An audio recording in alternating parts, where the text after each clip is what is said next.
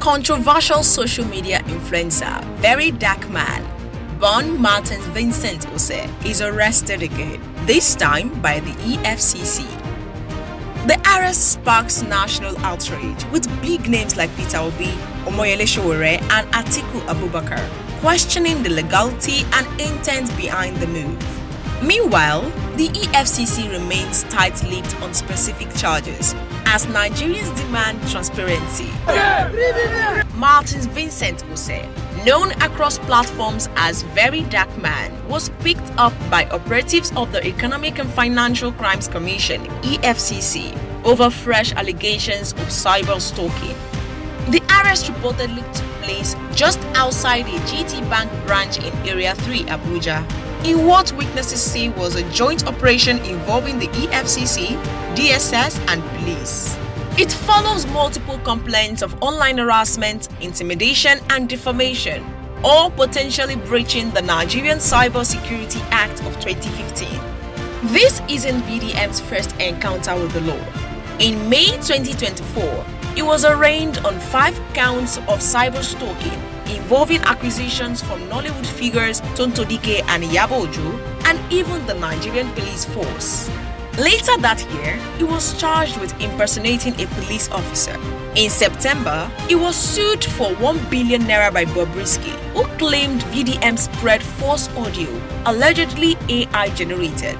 And just last month, a court ordered his arrest over defamatory statements about gospel singer Mercy Chinwo. His lawyer, Deji Adeyanju, called the arrest excessive and said he had returned to Abuja to seek bail. He noticed that VDM had only recently made a public complaint at the GT Bank branch, alleging unauthorized deduction from his mother's account, raising questions about the timing of his arrest.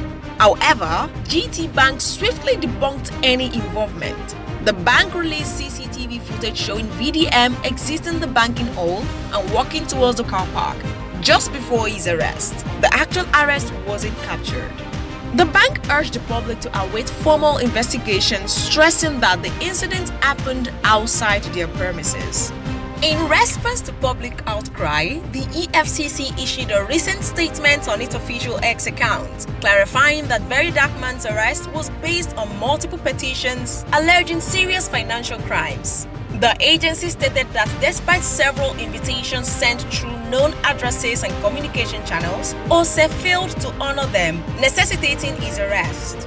While acknowledging its previous public criticism of the commission, the EFCC insisted the arrest was unrelated to those attacks. It confirmed that a legal remand order was obtained and that he has been offered administrative bail pending fulfillment of the conditions.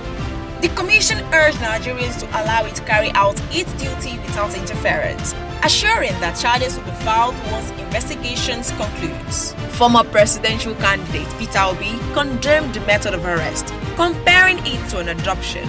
He warned that such tactics blur the line between legal enforcement and intimidation, endangering national security and public trust. Obi also criticized the reputational damage done to GT Bank, hinting at larger consequences for Nigeria's economic image.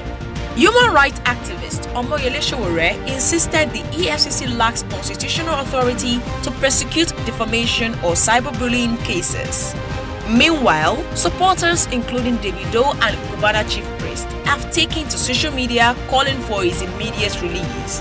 On Monday, dozens of protesters in Abuja took to the street, chanting, "Free VDM! Free VDM!" while holding placards like "Activism is not a sin" and "VDM is the masses' liberator."